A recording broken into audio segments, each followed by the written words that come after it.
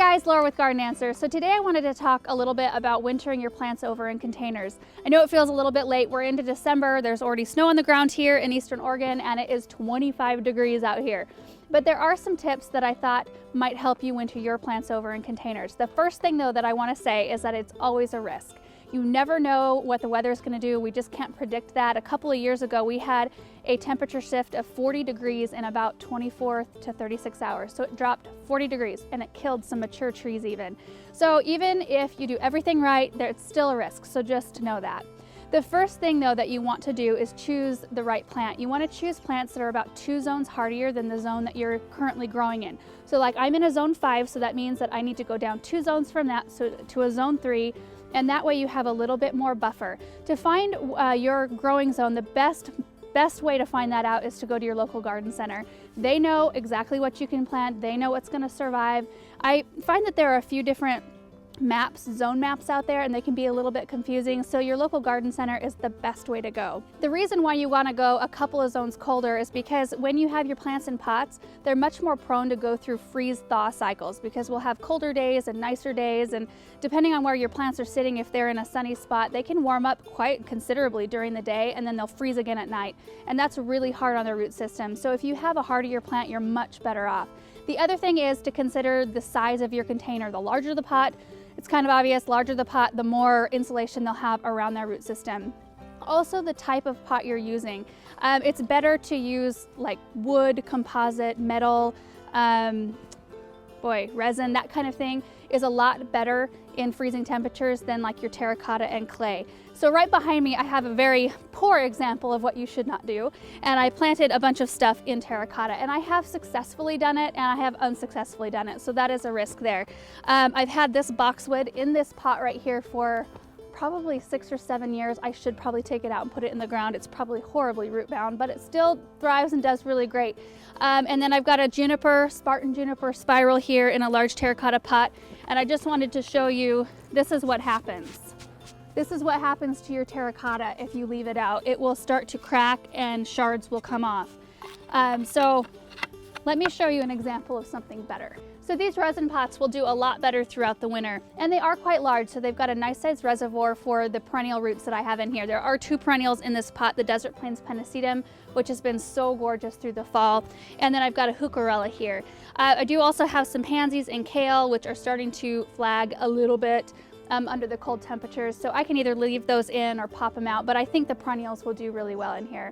So now if you have your plant in a large pot and it's also 2 zones lower than your current growing zone, then you should be good. A couple things you can do is, if you've got pots like that that are easy to move, you can huddle them together, and that way they provide a little warmth for each other. Or if you've got them on a patio or a deck or something that's raised up off the ground, it's best to get them on the ground if you can. If you can move them, that's best. Now if you are being a gambler and you have perennials or shrubs that are your growing zone or just one beneath it, then there are a few things that you can do to kind of help your plants along. And the first thing is to put them in an unheated garage or shed. Our barn here is unheated. This would be a good place. It doesn't have to be lit. It can just be dimly lit or even dark, because they're dormant. They don't need the light to grow.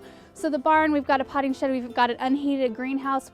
Places like that are perfect for these pots. And it doesn't really provide a lot of heat for them, but it helps them not go through the freeze-thaw quite as much. It just creates a little bit more buffer.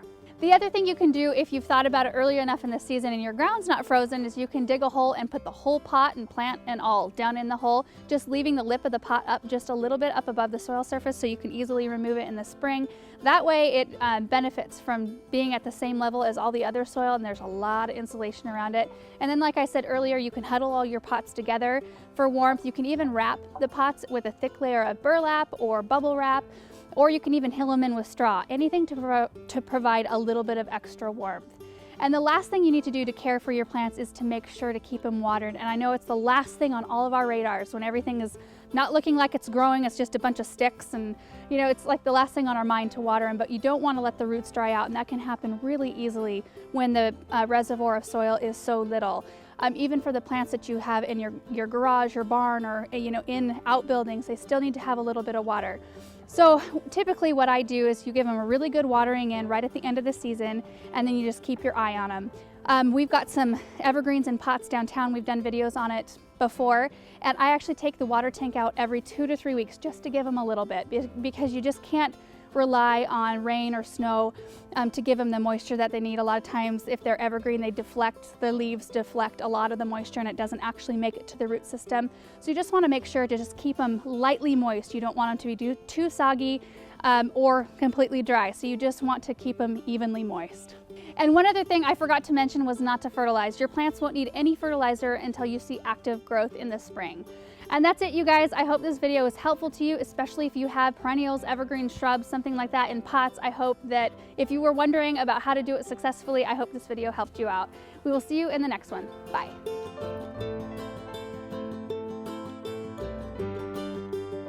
Hey, buddy. Hey, buddy. What a good boy. Oh.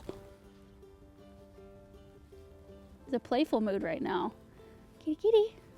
Are you cold? You need to go back inside?